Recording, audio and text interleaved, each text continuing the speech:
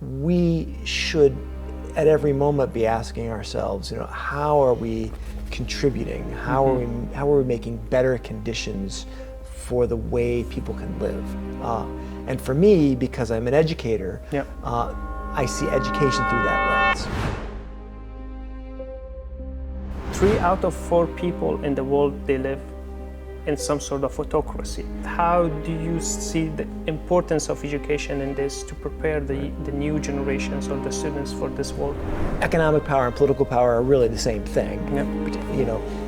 And people employing their power to disrupt the ability of communities of people to come together to guide their lives together. And the younger generations now, they would have to be almost masters of various skills to be able to find a job, to be able to hold a job, and to be able to basically survive.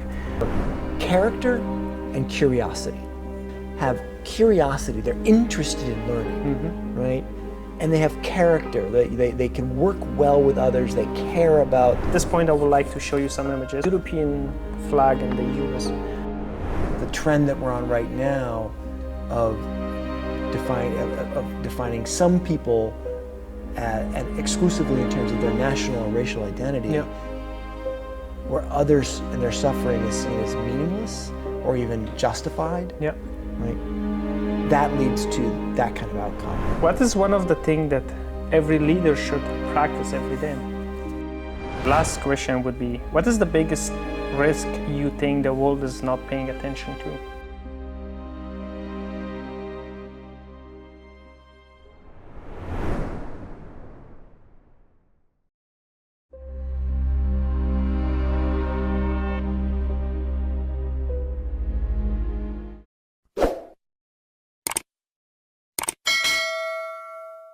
Hello everyone, welcome to the Voices of Democracy. Today we are joined by Dr. Edward Wingenbach, the newly appointed 8th President of the American College of Greece. Dr. Edward brings more than 3 decades of leadership in liberal arts education, known for transforming Hampshire College with a bold academic innovation and student-driven learning. Given his background in academic theory and his work on community, creativity, and social impact, he brings a very valuable perspective on our discussion, which is democracy. Thank you so much, sir, for taking the time to be here with us. Thanks for the invitation. How are you doing, and how has been the past few months as you are being adopting into your new role as a president of ACG? It's been really wonderful. So I had high expectations, and all of them have been exceeded. So first of all, the sense of community here on the campus, people's pride in serving students, teaching and supporting them, the students' enthusiasm and eagerness to learn. I've been able to interact with people from all across Duree, Pierce, Alba. That's really been a great joy. And then more broadly, living in one of the world's great cities, with the excitement and the complexity and the diversity of what you can do here. It's everything about it's been great. Amazing. I'm glad to hear that. I would love to begin with learning more about your personal background. Anything that you would like to share about your childhood, school, university, college, and family?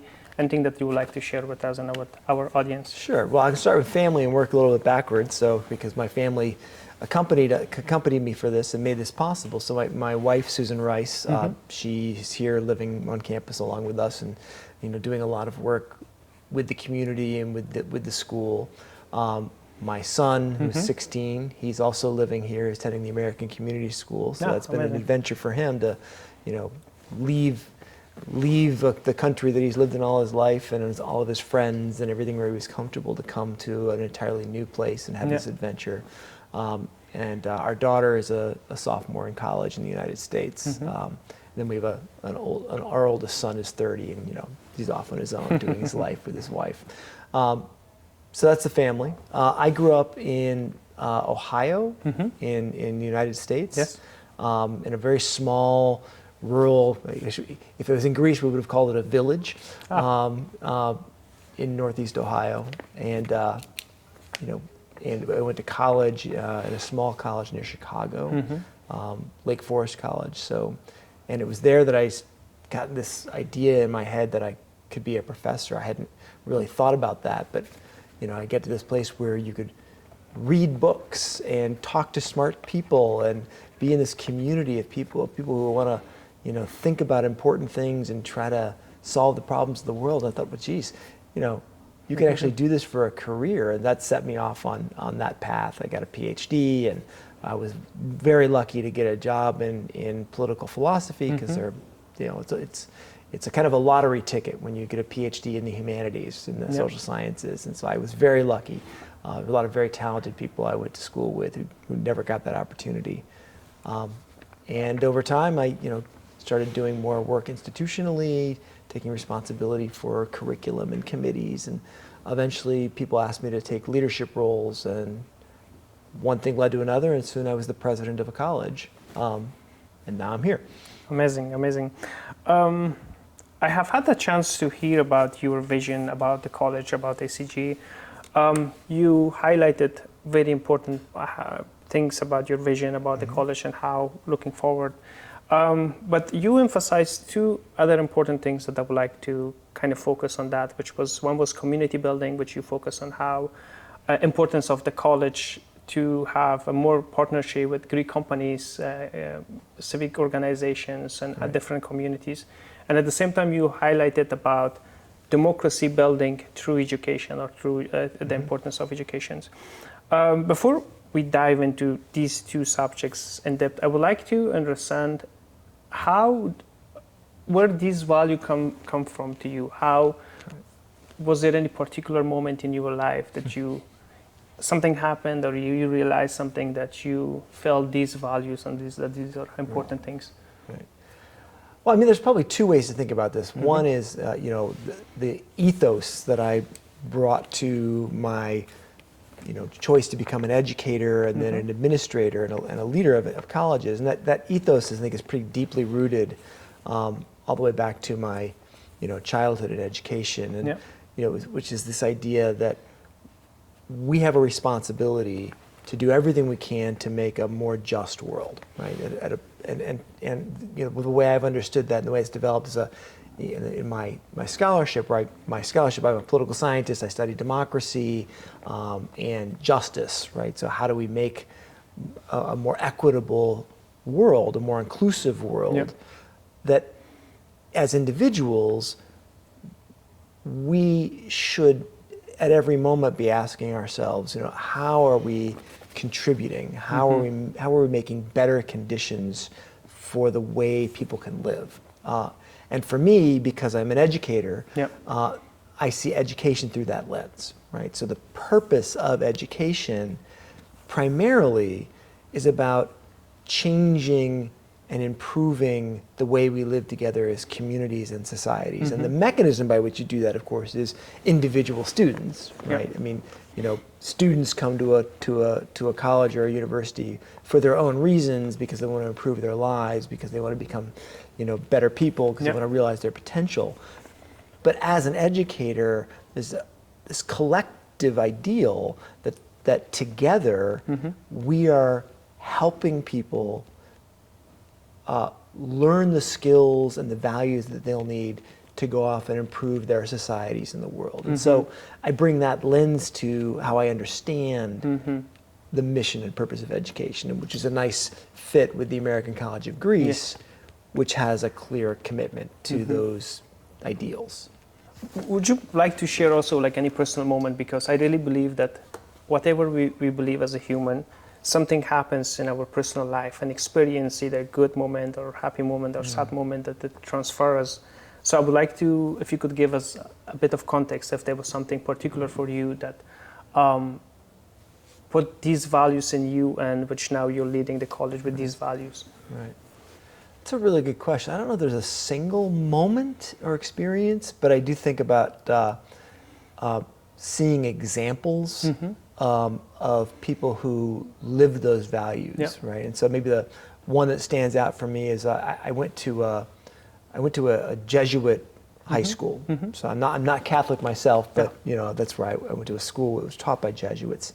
And I remember this experience of meeting these people who would spend half of their life in, in places like the Sudan or Central America, working with impoverished people to try to make their lives better, and half their life teaching high school students in the United States, right? And talking to them about and listening to them about why they saw those two things as equally valuable. Like, I see. The work they were doing with people where you were directly impacting fundamentally people's ability to survive was as important as educating students who have all kinds of privilege, Yep.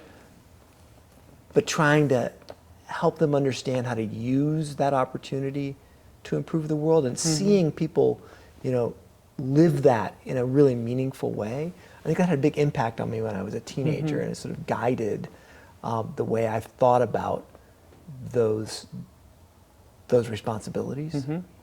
And would you like to tell us that why do you think that this had such an impact on you or an influence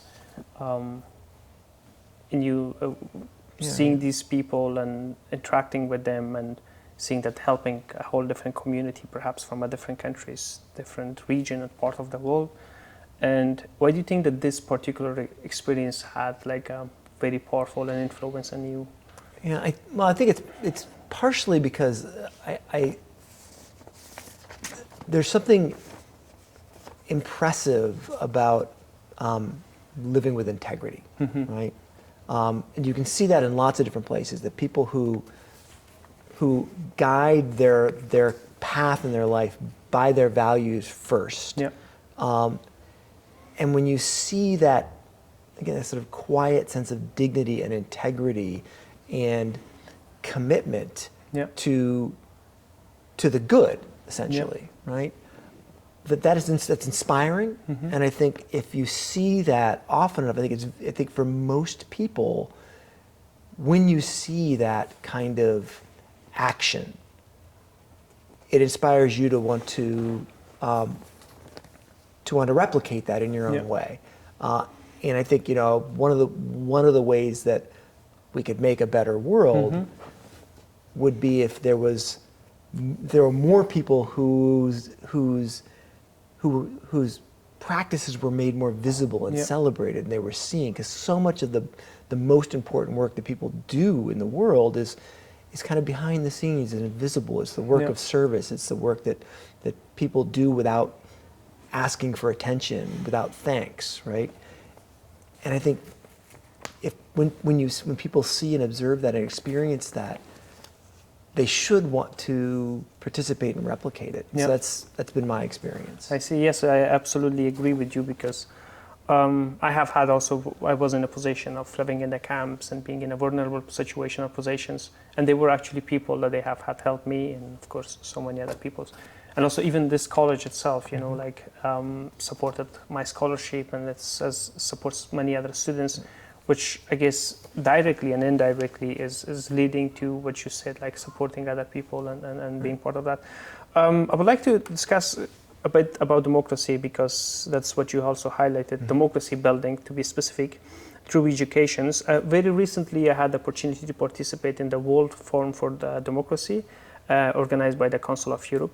And one of the things that caught my attention and interest was that there it was highlighted that 3 out of 4 people in the world, they live in some sort of autocracy, which is it's a big number. They discussed about different issues: misinformation, disinformation, polarizations, cost of living, how this is disconnecting individuals and people to distrust institutions and organizations and so on. And particularly this is affecting the younger generations. So my question would be to you is that first of all, I would like to have your thoughts on what you think, what are some of the problems with this crisis in the world? And third, how do you see the importance of education in this to prepare the new generations or the students for this world? Yeah. Well, there's a couple of things about that. I think I want to put a slightly more optimistic gloss on the way you just described that, because I think it's important to understand democracy building and the growth of civil society and the expansion of liberty and human rights as a project, right? And if you look at look historically, what portion of people lived under autocracies or monarchies or dictatorships 100 years ago? Yeah. Well, it would have been a lot more than 75%, Yes. right? So I think we need to both recognize that while we're in a moment of retrenchment, we're still in a better position than at almost any other time in human history, right? I often think about this like when you get really when you get cynical or concerned about like how terrible things are right now, then ask but would I rather? Is there another time in human history where I would rather live as an average person? Right? And the answer is probably no. Right? Your chances of living a good life now are still better than they would have been 50 years ago, 100 years ago, 500 years ago, as an average person. Right? So within that context, I think the question really is, how do we maintain momentum? Yes. And how do we expand and extend the recognition of people's basic humanity, the security of their rights, which ultimately is what is the foundation for democracy, right? Democratic practices are only effective if people feel secure in their families and in their communities, right? They don't feel like they're at threat, right? So with that as a kind of context, I would say that what we're seeing right now is a series of disruptions to people's sense of economic, political, and identitarian security, some of which are intentional, right, that are political strategies to to kind of concentrate power and return to older forms of governance, some of which are kind of organic to changes in technology and advancements in the economy, right? And so I think you have to sort of separate those two out when you ask this question about which one would be. Yeah, so I say technology. so. One is the changes in technologies, right? That what we see again. You can look at this historically. There's always a big disruption, and then over time, often that improves our ability to live democratically in a community. So think about it. Like the printing press was a huge disruption. It led to 100 years war in Europe, right? But we'd still rather have the printing press, right, over time. So the technology things, I think education's role there is how do we grapple with the impact of these changes, these disruptive opportunities in ways that spread their benefits more equally, right? Think about questions like AI, for example, right? On the more nefarious elements of this, of people using their accumulated power, by which I mean both political and economic power, right? Because they're economic power and political power are really the same thing, and people employing their power to disrupt the ability of communities of people to come together to guide their lives together, that's something that is not positive, right? And the role of education there is that we know how to fight that, right? Yes. And it's really through two things. It's through organization, and it's through clear information, right? Fundamentally, that's what education, particularly higher education, is about. It's about teaching people to work together, and it's about learning how to evaluate, assess, and create better information, whether that's in science or art. And that's the natural enemy of dictatorship. Right? Amazing. Yes, I really like the way that you unfold these informations, because these issues tend to be very complex, and they are, but the way that you address them, it's a very simplistic, which makes it very clear, and thank you for your perspective. Now, they're much more complicated than that, but I'm trying to be... So actually, I would like to also mention about, I would like to actually just have a follow-up. So is there any particular way for the college or the program that is preparing the students for this, like, to be more democratic or to be an more active citizen? Yeah. There's a lot of ways, Yeah. right? And we just run through some of them, right? I mean, first of all, it's the opportunity for students to be active participants in their education and in organizing and participating in, groups and going on service trips and, gathering together collectively. So the fact that we are an American-style college where, the students aren't just coming, doing their study, listening to a lecture and leaving, but are building connection and community themselves, that's practice for democratic life, right? So it's one of the advantages of that American model. Yeah. A second is a commitment to a kind of education that is student-centered and engaged, right? Where the idea is that students are contributors to the creation of new knowledge, of new art, and that this is not a one-way experts deliver things to your head and you regurgitate them into an exam, right?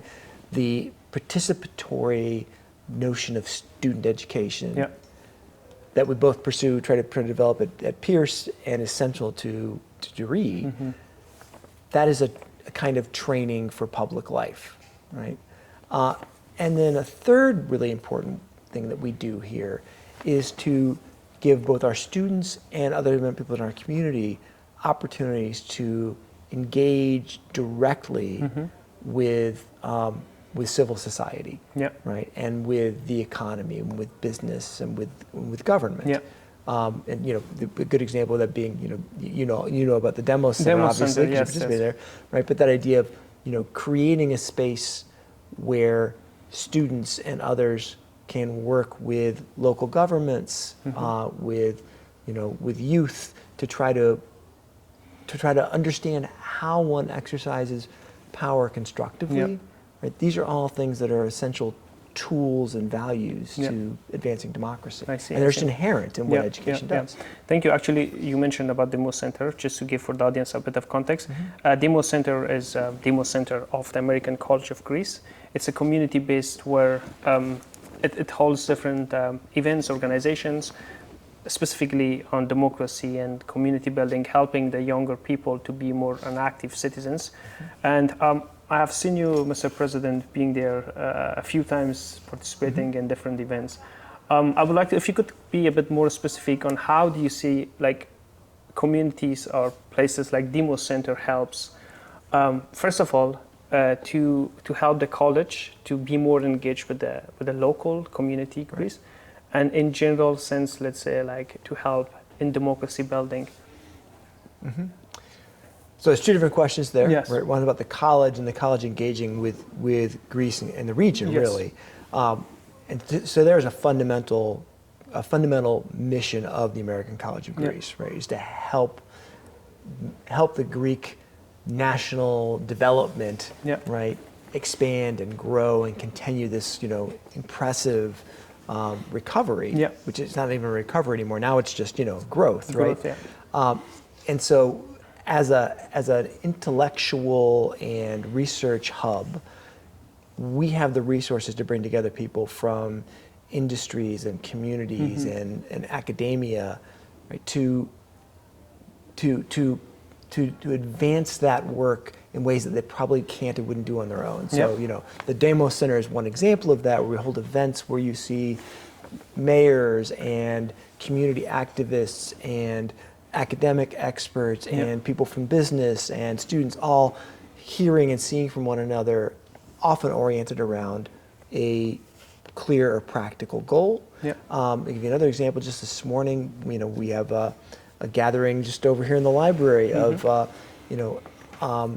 venture capitalists, tech executives, entrepreneurs, working with our students on how we understand and support women as entrepreneurs, right? To tap this amazing reservoir of talent that in Greece has gone underutilized, right? How do we create such circumstances for women to advance and realize their full potential in the economy and in the government. Absolutely, yeah. Where Greece is, somewhat behind the rest of Western Europe, certainly, in moving towards gender equity.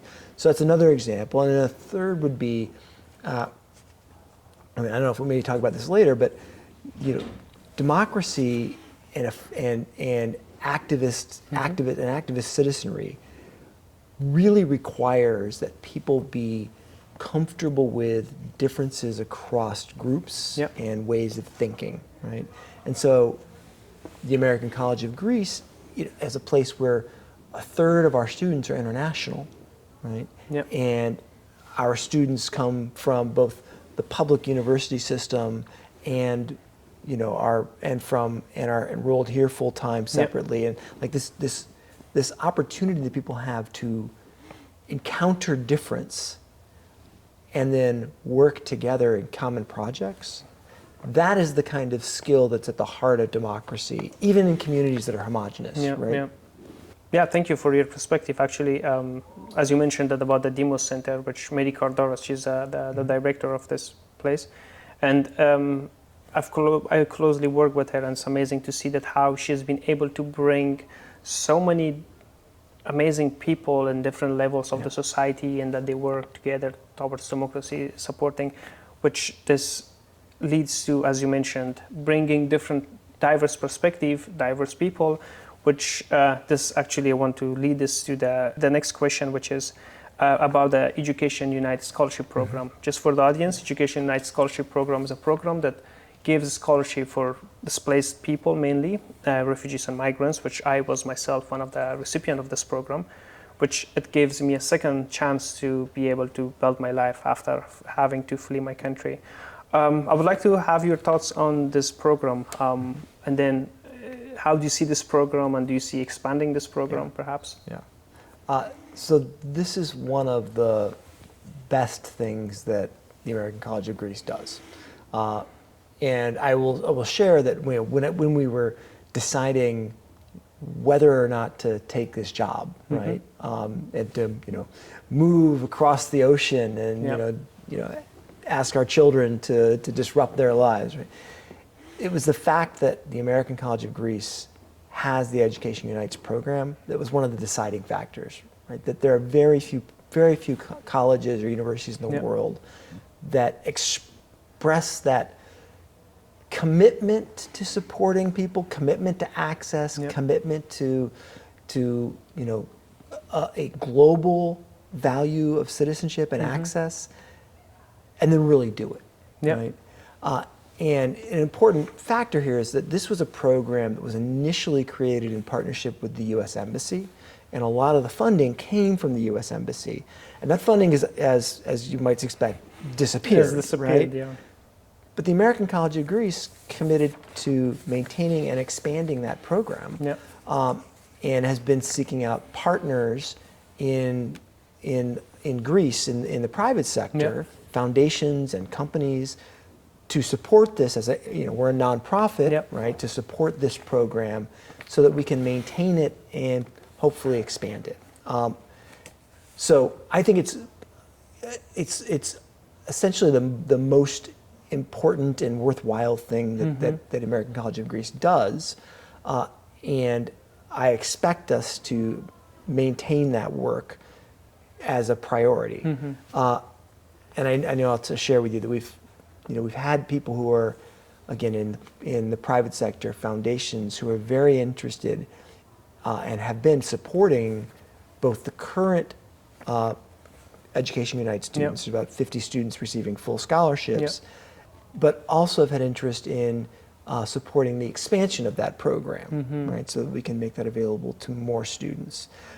I also would connect that to some of the other programs that we do. So we've got a program with the Antetokounmpo Foundation, right, that works, and with CAF, that works with high school and middle school students who are similar, displaced and under-resourced, to help them learn leadership and academic skills during the summer, so that they can fully unfold their potential and also go on to the kind of success that that Greece needs. Yeah. So Yeah. Thank you. Actually, I'm very glad to hear that, Mr. President, from you, that you are supportive of this program. Thank you so much. Actually, I would like to, just off the topic, and I wanted to ask your thought on how do you think is important to, the importance of saving lives of individuals or giving a second chance for individuals, let's say, perhaps in this context, I guess we could talk about displacement or any other individuals that their life was entrapped for whatever reasons. And so how do you see this like supporting an individuals in a broader and a global sense? Like how this could have an impact in your opinion? Like what I'm trying to understand is I really believe that we are connected as individuals. So we are individuals, and the more individual we support, the better we are off together. Right. So I would like to have your perspective if you would like to discuss this. Anything like that you would like to add on this? Yeah, I mean, I guess I would put it this way. Like I think that the work of a ethical and democratic society happens at the person-to-person level, right? It happens in local communities and neighborhoods and organizations, but the way that an institution helps to support and contribute to that level, that individual work, is by creating larger structures, right? And so, I see sort of my responsibility as the president of an institution that has 8,000 students, right? Is to identify the programs and the opportunities where that kind of individual to individual and community to community work can be best supported and take place. Yeah. Right. I see. And so the Education Unites program is a good example of that, right? That the way that program is structured gives individuals the opportunity both to develop their extraordinary potential that was being, frustrated or suppressed by the conditions that they found themselves in, and to connect to one another and to people, in the broader community of Greece, right? But the people in the program and the people managing the program and the people who have to be able to do that work, right? So our job is to make that possible. Just to add up for the audience, if I'm not mistaken, the exact number of the students that they are in this program at the moment, there are 40 people, which they are from different countries. You have Ukrainian students from Afghanistan, Syria, and from all parts of the world that they came here as a refugee or as migrants to live in Greece, which this actually gives them a second chance of being able to work on themselves, to be able to improve, and of course to be able to help themselves individually and to be a positive force for the society. I would like to move to talk about innovation and technology because yes, it's also part of what you mentioned, like they are interconnected, and how this is changing. The technology is also impacting democracy and human rights and so on. We know that now, of course, technology has, with AI, positive and negative, but I would like to focus on the negative aspect and have your thoughts on that. Is that, first of all, we know that the cost of living is growing up, is rising, and it's very difficult for the younger generations. And the younger generations now, they would have to be almost masters of various skills to be able to find a job, to be able to hold a job, and to be able to basically survive, which of course, as we in the beginning we discussed, that it could be also influence them, their trust in institutions and democracy and so on. I wonder, how do you see the college is preparing students for this life, that they will have to grow, learn multiple skills, and to be able to fit in, and to be able to kind of grow up in the field of work that they do? Yeah. Well, so here I think the liberal arts model, largely speaking, the U.S. model of higher education, has a huge advantage because if you think about the opportunities, the jobs that young people are most interested in, like right now, go back 5 to 7 years. most of those jobs, as we understand them, didn't exist. Yeah. Right? The technologies to support them didn't exist. The markets that have been created didn't exist. So if you were starting college 5 or 7 years ago and you would say, I want to be ready for when I graduate for these jobs, you wouldn't have known what you were preparing for, Yeah. right? And by the time you design a major degree program for those jobs, they're gone and the next ones are there, right? Yeah. We've been in an era for a generation now where the pace of change is dramatic and rapid.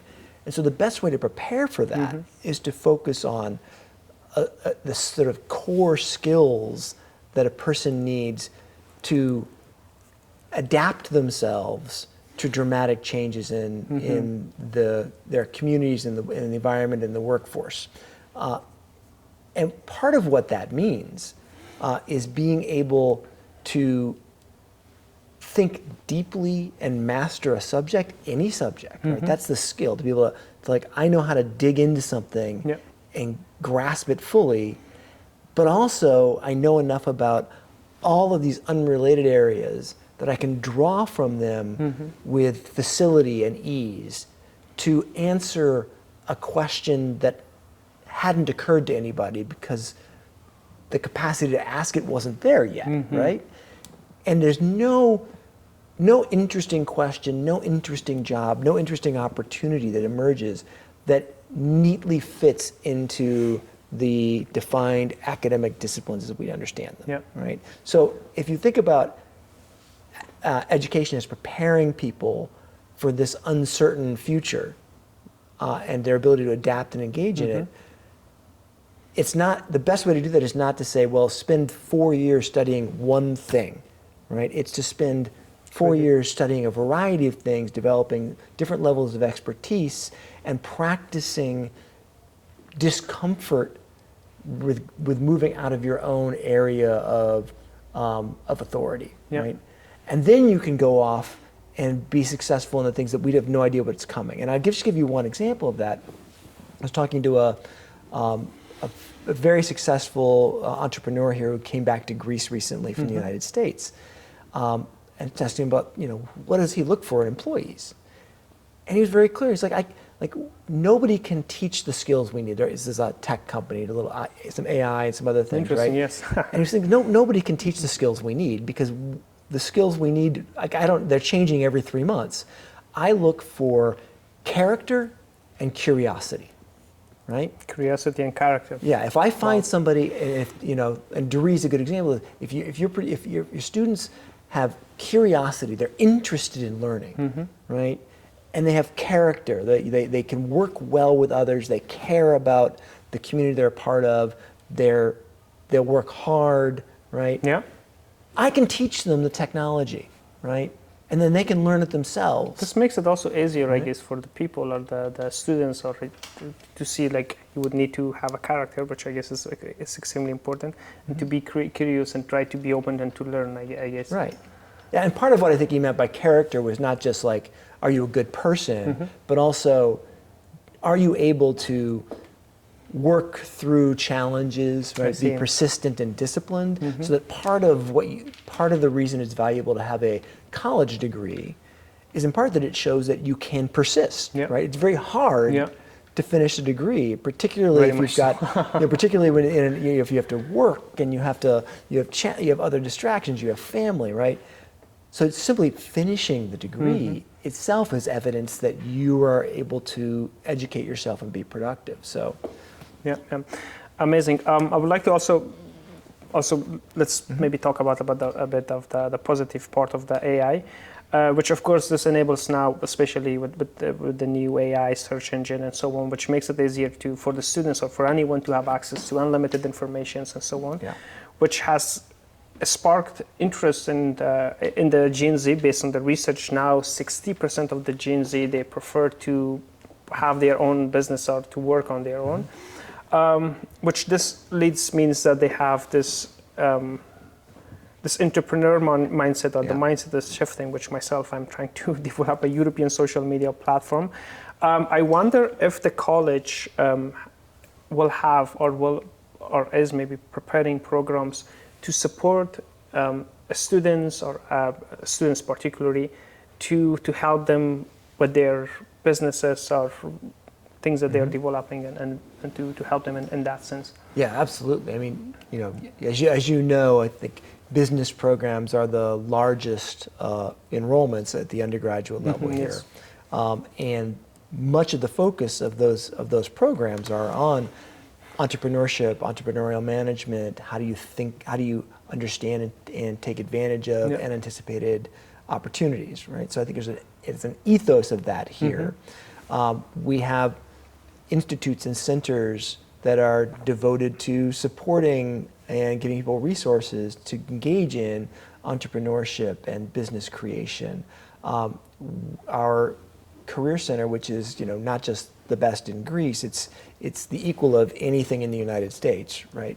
Is connecting students up with industries, both established but also new ones, that are looking for again creative people who want to do work that other people haven't done.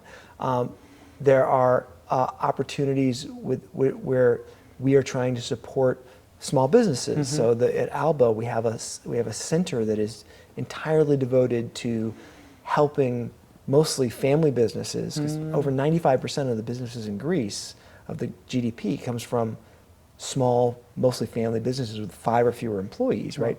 How do we help them understand the complexities of accounting and finance and business planning and marketing, and you can't be experts in all those things. And so we have our center at Alba to help small businesses, helps people learn those skills. So that whole range of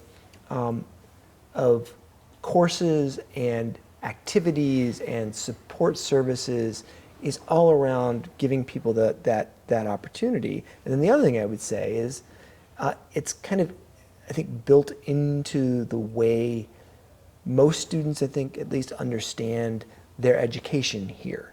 Right? That part of what they're doing is come to a place where they can take some chances, where they can risk failure in order to learn better. And that's fundamentally what entrepreneurship is about, right? It's like you find a question or a problem that nobody has seen, you try to figure out a solution, it fails, and you learn from that failure, and you iterate and you try again. But I think every successful entrepreneur will tell you, if you ask them, what do you need to be successful as an entrepreneur? You need a high capacity to tolerate failure, right? Because you're going to fail again and again. And every time you fail, you're going to learn something from it, and eventually something's going to succeed. And I think there's an ethos here that is more tolerant of that risk-taking in education than you might find in other more traditional systems and institutions in Europe. It's like the character that you mentioned, that has to have that character to be able to take on failures. Exactly. To be able to continue. Thank you so much.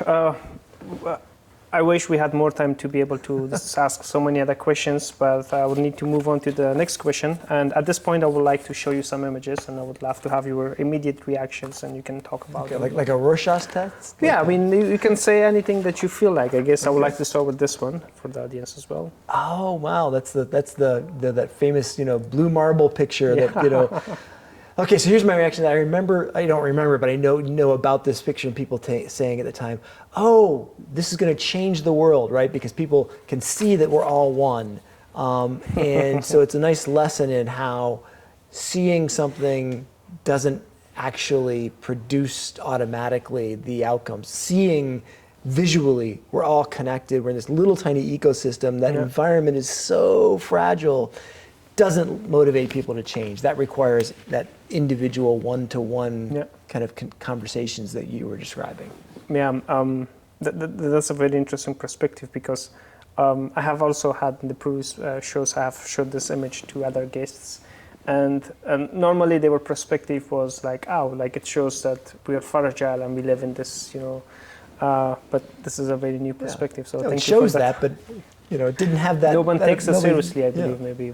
I don't think it seriously. I think it overestimates the amount of power a moment of insight can have, right? That to get people to convert from, oh, look, we all really are interdependent, we are fragile, to changing the way they relate, to changing the way they govern one another.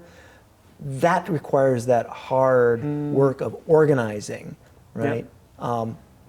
There's no shortcuts, right? Yeah, yeah, yeah. Another image that I would like to show you, the European flag and the US, and anything that you would like to mention about this. Well, I mean, what immediately occurs to me, my first thought was, oh look, I've got a U.S. and a U.S. Greek pin here, Yes. but it's the European Union.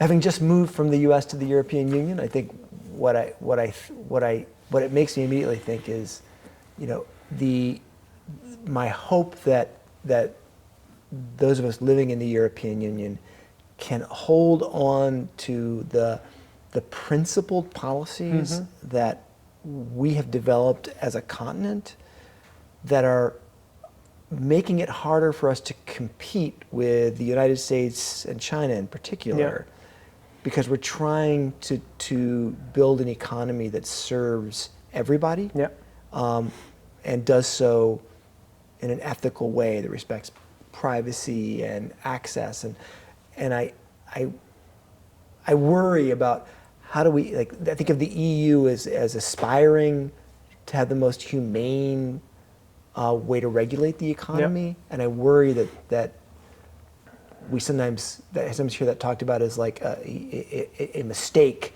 because now China and the U.S. are growing so fast, and I worry about how we hold on to that as a newcomer to this union. One of the reasons I wanted to come here is because of those commitments. Yes. Right, and we shouldn't lose them. Yeah.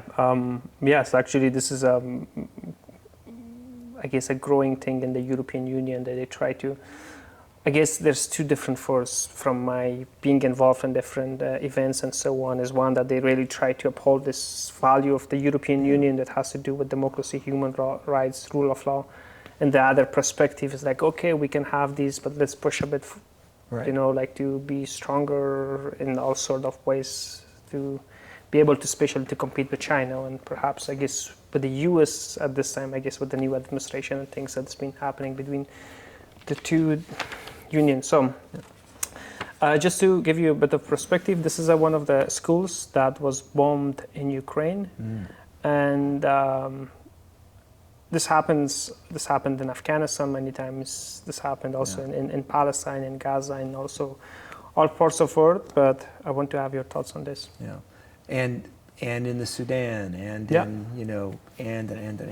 this is so many different places. Yeah. I have two immediate thoughts. I mean, one is that this is the kind of the one pole of the story of human history, right? That human beings destroy the most vulnerable, and the only hope to constrain and reduce that is to create democratic governance, and that leads to a sense of interdependence, and a sense of the recognition of the humanity of others, and that the world gets better when people see images like that and think, that's terrible, and how do I stop it? And I fear that, the trend that we're on right now of defining some people and exclusively in terms of their national or racial identity, where others and their suffering is seen as meaningless or even justified, right? That leads to that kind of outcome, and we've got to find ways to fight that, right? And to not be afraid to fight it, not to talk around it as if when racism and xenophobia and nationalism, and, when that's being advocated, that we name it, right? Yeah. This is an unfortunate thing about,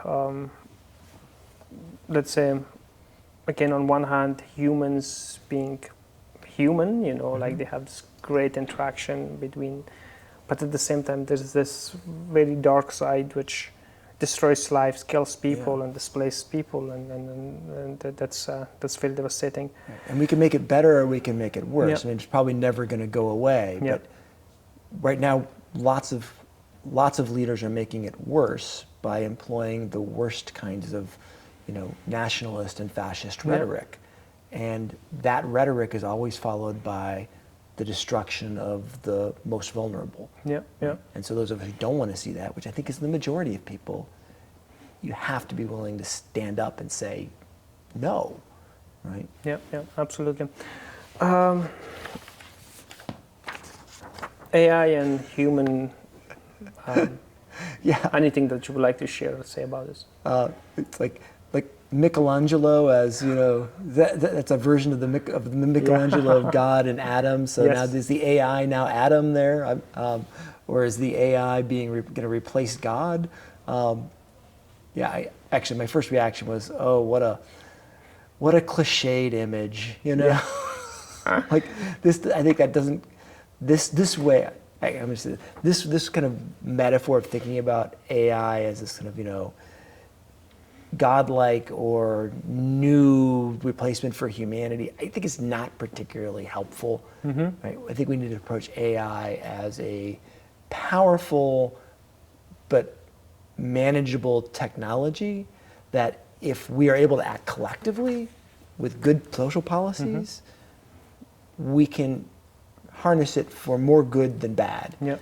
This kind of mythologizing that the OpenAI people and the Elon Musks of the world do of like, oh, we're going to create that we can't let people get away with that, right?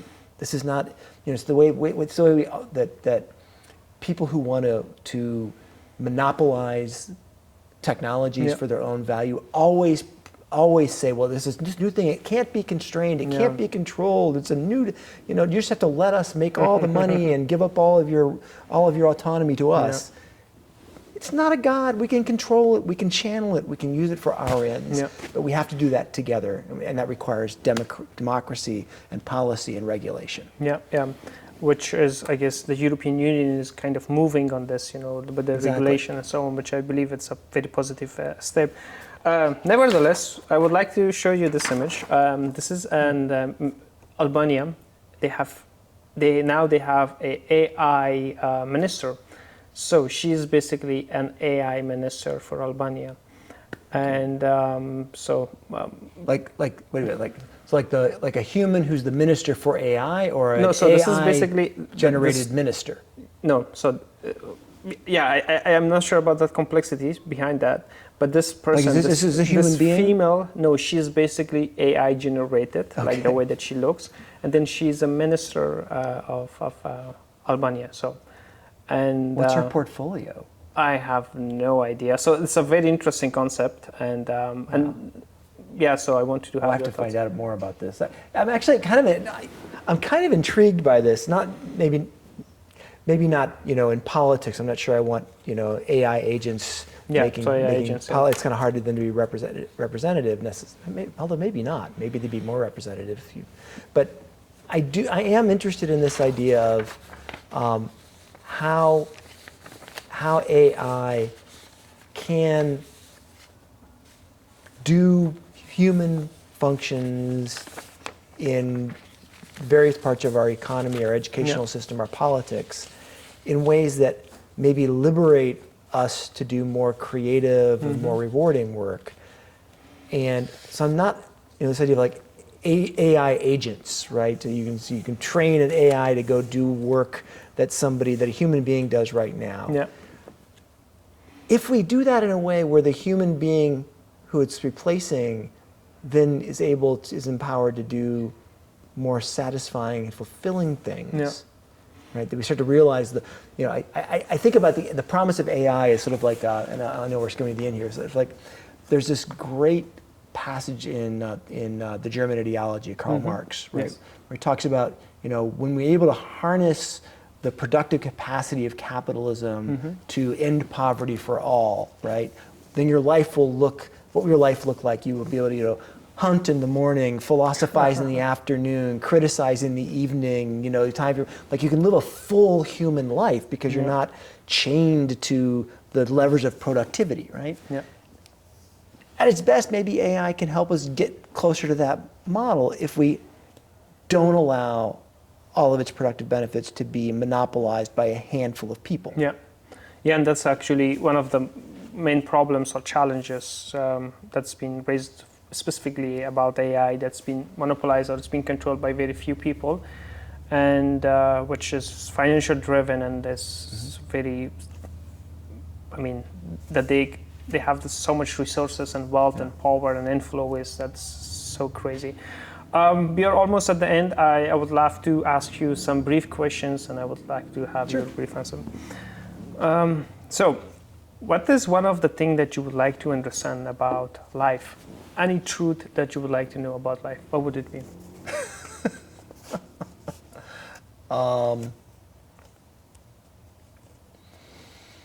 How do people sustain their effective connections throughout the course of their life, right? Because I find that's a real challenge, particularly if you move a lot, if you're doing a lot of different things. How do you hold on to those, right? Like, how do you, like... Yeah. Normally I don't want to talk about myself, especially on the podcast, but it just reminded me myself and my family, because I haven't seen my family for the past 10 years. So yes, like I kind of remember them, but so it's a very interesting question. Yeah, it would be interesting to know the truth. And part of the reason I asked, I think about, like, as people become more fragmented or dispersed, right? Like, to understand better how it's so important to do that, and yet it can be so hard to do. What is one of the lessons that you learned too late in your life? The importance of sleeping. That's a good one. I like that one. I still haven't learned it. I'm a little tired this morning, but now I've learned the lesson and I still haven't been able to implement it. Like, commit to getting a good night's sleep. It's so important for your health, for your well-being, and so. But I can imagine also it's not. I guess you're in a position that you don't have that. I get privilege of like going to bed early because you're busy going events and doing things. But that's the point of a lesson, right? Is that is to take what you learn and prioritize it, right? Yeah. So I could, right? Yeah. But I still don't. So. Yeah. So what is one of the things that every leader should practice every day? This is an easy one. You need to connect with or reflect on the people who you are serving. Right? And I was just having a conversation a couple weeks ago with a leader in another field, and the way he asked this question, he says, like, what is your humility practice, right? Like, how do you, and I think there's a version of, like, how do you keep yourself focused on not the day-to-day problems, not the important people who are picking up the phone, not the people you have to, but the people that you're serving. That's what you're doing. That's why you're a leader. How do you remind yourself of them? How do you connect with them? How do you make sure that, even if you can't do everything they want, you know? And actually, I would like to mention this because I have noticed you when you're in a room that you greet everyone. And I have, like, there was one event at the demo center that you went to the students that they were playing music and you greet them, and I appreciate that in you. So thank you, sir. Yeah, I think that's very important. If you could fix... That's another important rule. Always appreciate and always compensate artists. Yeah. Right? Oh, yes. Right? No, but you'd think it's obvious, but there's lots of people who are like, hey, we're having an event. Can you volunteer to come play your music? Can we put your art up? We'll let you display it for free. No. Compensate artists and appreciate them. If you could fix three things in the world, what would it be? If you could fix three things in the world, what would it be? Oh, well, I mean, distribution of wealth, distribution of power,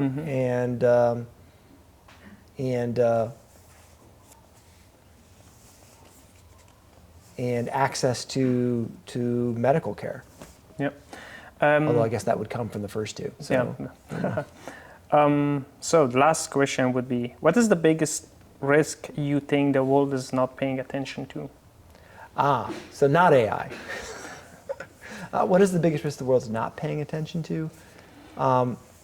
It's the one that the world never pays attention to, which is the utter neglect of early childhood development, education, nutrition, well-being and care, right? Yeah, I mean, this absolutely. is the, so maybe that should have been my third answer, right? But, the most important element of a human being's development is their childhood, yeah. And if they don't get the nutrition you need, the education you need, the love and the care and the affection that you need when you're young, it's very hard to recover from that. And when that happens at scale, as it has throughout human history, you create ongoing disasters. Yeah. Much of the problems that we were talking about today can come from that. And the thing is that, again, go back to Marx again, Yes. right? Like the amazing thing about capitalism is that we've now created a position where we're not in a position where poverty is a solvable problem, right? We don't have to neglect children, Children, right, at scale, and yet we still choose to do it. yeah, yeah. And we just don't pay attention to it. Yeah. It's extremely important points that you raised. Actually, also when I learned this, like I had listened to a lot of podcasts about the childhood growing up and so on, and I was so amazed at how important it is, like the childhood, the way that they're treated within the family, that they're raised, and how that could make the person at the end. It's not that, like I used to think that we can change our characters or things even when we grow up, but not actually, because a lot that happens in the childhood which makes our character, which can be effective. What you mentioned, like the range of your options can narrow. Yeah, and it's not the person, it's not the person's fault, right? Dr. Edward Wingenbach, thank you so much for your time. Thank you for your very, very valuable input, and thank you for the great work that you do here at ACG. And thank you. Well, thank you for the excellent questions. This was an enjoyable conversation. Thank you very much. I look forward to watching other episodes with other people. Yes, definitely. So. Thank you. Right. And everyone watching, thank you so much for your time, and please follow us, support us, subscribe, and thank you very much.